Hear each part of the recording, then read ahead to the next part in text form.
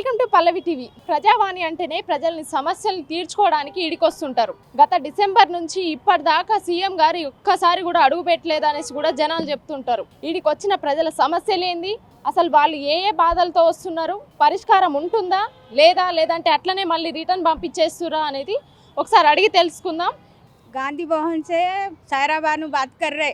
हमारा current zero नहीं हो रहा, हजार डेढ़ हजार रुपए बिल आ रहा, अभी तक भर के वो हो रहे, किसका हो रहा किसका नहीं हो रहा, इसलिए आपको बोल रहे हैं हम।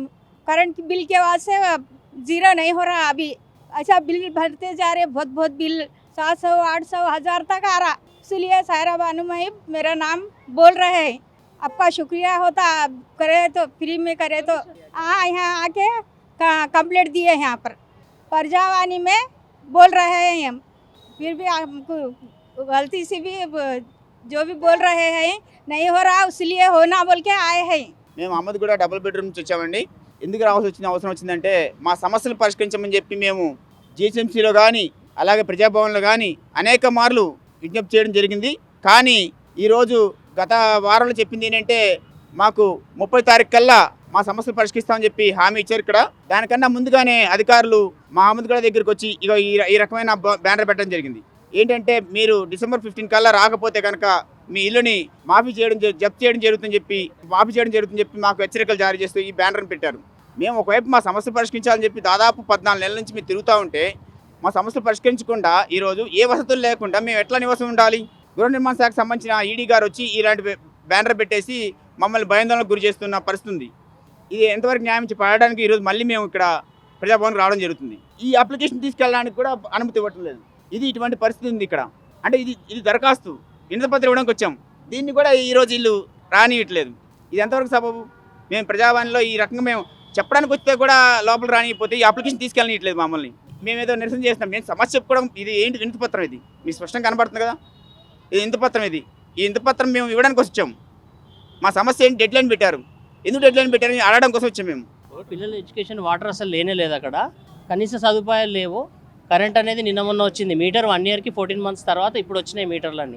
అన్నిటికంటే ఇంపార్టెంట్ ఏంటంటే ఇప్పుడు పిల్లల ఎడ్యుకేషన్ సడన్గా తీసుకెళ్ళి అక్కడ ఎక్కడ జాయిన్ చేయాలి? మేము జాయిన్ చేసిన తర్వాత ఎక్కడ అందుబాటులో ఉన్నాయి సౌకర్యాలు అనేవి ఏ సరిగా లేవు. కనీసం వాటర్ ఫెసిలిటీ, ఎడ్యుకేషన్ అయిపోయేంత వరకైనా కనీసం టైం ఇవ్వాలి కదా. ఏప్రిల్ వరకు సమయం ఇచ్చినా కానీ మేము అప్పటి వరకు షిఫ్ట్ అవుతాం. మీరు 15th వరకు డెడ్ లైన్ పెట్టి మీరు వచ్చేయండి ఇప్పుడే, లేదంటే లాక్కుంటాం. వీళ్ళు చాలామంది 3 లక్షల మంది వెయిటింగ్లో ఉన్నారు, వాళ్ళకి ఇచ్చేయాలి మేము. వాళ్ళకైనా ఇస్తాం మీకు, లేకుంటే మీకు ఆల్రెడీ మీకు ఇక్కడ సిటీలో ఉన్నట్టే. సిటీలో ఉంది కాబట్టి మీరు అందుకని అన్ని సౌకర్యాలు మీకు ఉన్నాయి కాబట్టి మీరు రావట్లే. ఇది ఎక్స్ట్రా మీకు గెస్ట్ హౌస్ అయిపోయిందని అంటున్నారు వాళ్ళు. అక్కడ కరెక్ట్గా మీరు పని చేసి ఉంటే మేము ఈరోజు వచ్చి అడగాల్సిన పని లేదు కదా. కనీసం వాటర్ ఇవ్వండి, కడుక్కోవడానికని ఇవ్వండి. మేము అప్ అండ్ డౌన్ కొట్టుకోవాలంట. 25-30 కిలోమీటర్లు స్కూల్ ఎడ్యుకేషన్. నేను ఉండేది దోమలగూడ, డబుల్ బెడ్రూమ్ వచ్చింది అహ్మద్గూడలో. అక్కడ నుంచి ఇక్కడికి 25 కిలోమీటర్. స్కూల్ 10 to 4, 8 to 4 ఉంటుంది. ఆ మధ్యలో ఎట్లా రాగలుగుతాం? ఈ ట్రాఫిక్ ఎట్లా క్లియర్ చేసి ఇస్తారా వాళ్ళు? అన్నిటికంటే ముందు వసతులు కలిపియండి, ఆ తర్వాత ఏప్రిల్ వరకు మాకు టైం ఇవ్వండి. ఆ తర్వాత మేము రాకుంటే అప్పుడు మీరు యాక్షన్ తీసుకోండి. సమస్యలు క్లియర్ చేయకుండా మేము 14 నెలల నుంచి తిరుగుతున్నాం. 1 year అయిపోయింది, అప్పటి నుంచి తిరుగుతున్నాం. ఇప్పటివరకు సమస్య క్లియర్ కాలేదు. నాణ్యమైనటువంటి వైరింగ్ అనేది ఏమీ చేయలేదు, అన్ని డూప్లికేటే. మోటార్ పెడుతున్నా 3 సార్లు చేయించాం. మేము మొత్తం ఒక యూనిటీకి ఏర్పడి మా ప్రెసిడెంట్గా ఎన్నుకొని, ఈయన ఎన్నిసార్లు తిరిగిండో మాకు తెలుసు. నేను ఫస్ట్ టైం ఇక్కడికి రావడం. ఈయన చేస్తున్నా కూడా ఈయనపైనే అభియోగాలన్నీ. మా దాంట్లోనే మాకు ఫెసిలిటీస్ కరెక్ట్గా ఇచ్చి, వైరింగ్ కనెక్షన్ అనేది కరెక్ట్గా చేసి ఇచ్చిన తర్వాత మాకు సమయం ఇవ్వండి. ఏప్రిల్ వరకు మాకు సమయం ఇవ్వండి. ఫస్ట్ పిల్లల ఎడ్యుకేషన్ అయిపోయే వరకు. సమ్మర్ హాలిడేస్లో మేము షిఫ్ట్ అయిపోతాం. మీరు అవి ఇవ్వకుండా నోటీస్ బోర్డు పెట్టేసి మేము 15th వరకు సడన్గా వచ్చేసి అని అంటే ఏమన్నట్టు? అది ఫస్ట్ వాటర్ ఫెసిలిటీ ఇవ్వండి. డ్రైనేజ్ ఉందా? పైప్ లైనింగ్ మొత్తం లీకేజ్ ఉంది. పోనీ మీరు చేయించలేదు, ప్రభుత్వం నుంచి చాలా పనులు ప్రభుత్వానికి ఉన్నాయి, కరెక్టే కాదన్న. మేము అందరం సొసైటీకి ఏర్పడి చేయించుకున్నా అవి నిలబడట్లేదు. Wiring connection top to bottom, first floor నుంచి 9th ఫ్లోర్ వరకు ఎట్లా వెళ్తారండి? 5th ఫ్లోర్ ఎక్కాలంటేనే లిఫ్ట్ కావాలి. 3rd ఫ్లోర్ వరకంటే మేము వెళ్తాం. నిన్న ముసలోళ్ళు పాక్కుంటే వెళ్ళారు, 9th ఫ్లోర్ వరకు వెళ్ళేసరికి మేము చేయించుకుంటే కాలిపోతున్నాయి. 1 కాదు 2 కాదు 3 సార్లు చేయించాలి. డబ్బులు వేసుకొని మేము చేయించుకున్నాం. ఇప్పుడు దాదాపు 900 కోట్లు కేటాయించి మరి ఏం చేశారు ఇవన్నీ? మాకు నిన్న ఈడీ గారు వచ్చి చెప్తుంటే మా అహ్మద్గూడకి 9 కోట్లు కేటాయించి చెప్పంటున్నారు. మరి ఎందుకు చేయలేదు? మేము అదే క్వశ్చన్ చేస్తున్నాం. 14 నెలల నుంచి మేము వెళ్ళని పరిస్థితి ఎందుకు వచ్చిందంటే మీ నిర్లక్ష్యం కారణంగా కదా, మా తప్పు కాదుగా. మీరు చేస్తుంటే మేము దాదాపు ఈ ప్రజాభవన్కే దాదాపు 10 సార్లు ఇచ్చాం. సంబంధించిన అధికారులకు జిహెచ్ఎంసీకి కానీ అలాగే 3 మంత్రులకు ఇచ్చామండి. సీతక్క గారికి ఇచ్చాము, పొన్నం ప్రభాకర్ గారికి ఇచ్చాము, పొంగులేటి శ్రీనివాస్ గారికి ఇచ్చాము వినతిపత్రాలన్నీ. మేము ఇచ్చిన తర్వాత మాకు వచ్చి ఏం చెప్పారంటే, మీకు అన్ని డబ్బులు గవర్నమెంట్ కేటాయించింది, మీకు డిసెంబర్ 15 కల్లా మీరు రాకపోతే కనుక మీ ఇల్లుని జప్తు చేస్తామని చెప్పి మాకు ఇలాంటి నోటీస్ ఇస్తున్నారు. ఇది ఎంతవరకు సభ్యుని అడగడం కోసం ఈ రోజు మళ్ళీ వస్తున్నాం మేము. భువనగిరి జిల్లా బసవన్న గారు నాతో ఉన్నారు. ఎందుకంటే ఆయన భూముల్ని మాజీ ఎమ్మెల్యే ఆక్రమించారనేసి చెప్తున్నారు. ఆ సమస్య ఏందో ఒకసారి అడిగి తెలుసుకుందాం.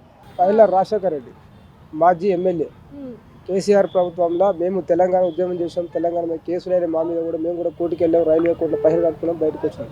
ఇదే కేసీఆర్ గారు భూమి దౌర్జన్యం చేస్తున్నాం అని చెప్పేసి మేము పోయి అడిగితే వాడు మన దగ్గర చేరదీయలే. మేము బీఆర్ఎస్ పార్టీలో ఉండి మేము ఓట్లు వేయించినాం. మనకి దొంగకు ఓట్లు వేపిస్తే మాకు ఇంత కూడా గోరుమందం అంతా కూడా మాకు సాయం చేయలేదు. ఇవాళ ఇదే రేవంత్ రెడ్డి ఒకసారి వచ్చిపోతే కలిసినాక నీకు పరిష్కారం చేస్తా అని చెప్పి చెప్పింది. ఎన్ని రోజుల నుంచి తిరుగుతున్నాం కాబట్టి నేను గత 6 నెలలు అవుతుంది. 6 నెలల నుంచి తిరుగుతున్నా. మొన్న మర్రి చెన్నారెడ్డి గారు కలిశారు. ఈ ప్రజావాణి నుంచి నీకు ఏ పని అవుతలేదు కదా, నేను ఉండి చేపిస్తాను అని చెప్పేసి నాకు వాగ్దానం ఇచ్చాను. వాగ్దానం ఇచ్చి ఎంఆర్ఓ గారికి ఫోన్ చేసి మాట్లాడాడు. ఎమ్మెల్యే పైల రాజశేఖర రెడ్డి మా పాలోళ్ళు ఇతర కులాస్తులు కలిసి అమ్ముకురుదాయి, ఆక్రమించాను కదా, మొత్తం అమ్ముకురుదాయి. అమ్ముకున్న దాన్ని మేము ఆపేసాం. వాళ్ళని కొట్టి ఆపుకున్నాం. మేము ఆపుకుంటే మా మీద కేసులు వేసి మమ్మల్ని జైలుకి పంపించింది. రోడ్డు ఆ ఎమ్మెల్యే గారు జైలుకి పంపిస్తే జైల్లో కూడా మాకు ఇమీడియట్గా బెయిల్ వచ్చేసింది. కేసులు ఇవ్వలేదు, కేసు కొట్టేసింది ఏమంటే. అయితే మేము చనిపోయామని చెప్పేసి డెత్ సర్టిఫికేట్ పెట్టి రిజిస్ట్రేషన్ చేసినాను. నేను అప్పుడు బయట ఉన్నా, వరంగల్ అక్కడ ఉన్నా. నేను వీళ్ళు పని చేసిన నేను లేని చూసి మా తమ్ముడు ఒకడు ఉన్నాడు, వాడిని కొట్టి రిజిస్ట్రేషన్ చేసుకుందాం చూస్తే మా వాడు దగ్గర తప్పించుకొని వెళ్ళిపోయింది బయటకి. ఇప్పుడు కూడా బయటనే తిరుగుతుంది. వారం రోజులు తిరగబట్టి ఊళ్ళో ఉండలేడు, తప్పించుకొని తిరగమని చెప్పాను. నేనే నా దగ్గరనే ఉంటుంది, వచ్చిన నాగారం దాకా ఇటువంటి పరిస్థితి వాళ్ళకి దొరికితే కూడా అమ్ముకుంటున్నాం. లోపలికి వెళ్ళాక ఏమన్నారు? నీ సమస్యకు పరిష్కారం దొరికిందా? చేస్తాడు ఆయన. నాకు ఇంకా 1 నెల టైం అని చెప్పిండు మనిషి. 1 నెల టైం చేసి మీ చేతిలో పెడతా అని చెప్పిన. మీరు అక్కడ పోవాల్సిన పని లేదు, వాళ్ళే మీ దగ్గరకు ఒకసారి చేస్తా అని చెప్పేసాను. ఇక నమ్మవలసిందే, తప్పదు కదా. 6 నెలల సంది తిరిగినాము. వాళ్ళకు కూడా ఆశకు వచ్చేసింది. ఏం సార్ అని చెప్పి మనం ఇచ్చిన అడగలేదు, ఇచ్చేసాం. ఎందుకు అది ప్రజాపాలన బంద్ పెట్టుకొని ఎందుకు చేస్తారు ఈ పనులు, చదగాని పనులు అని చెప్పి తిడితే మీకు ఎందుకు, నీకు న్యాయం కాలని నేను చెప్పి చూపిస్తాను. ఎంఆర్ఓ ఫోన్ చేసి మాట్లాడితే సరే అన్నాడు. ఇప్పుడు వాడు అన్ని మళ్ళీ జాగుల మూల మాట్లాడుతుంది ఎంఆర్ఓ. మీ తహసీల్దారే కదా అమ్మింది, మేమైతే కాదు కదా. వాడు కమిషన్లకు అభివృద్ధి పడి అమ్ముకుంటాడు. ఎంత తిన్నాడు? 50 లక్షలు తిన్నాడు భూమి మీద, 100 ఎకరాల భూమి మీద. అని వేసామని చెప్పాడు. మేము లేని చూసి నేను ఉంటాను పరిస్థితిలో చూపిస్తుంటాను. మేమున్నాము అనేసి హామీ ఇస్తున్నారు కదా, మళ్ళీ 1 నెల టైం అడిగారు. ఈ నెల చూస్తాము.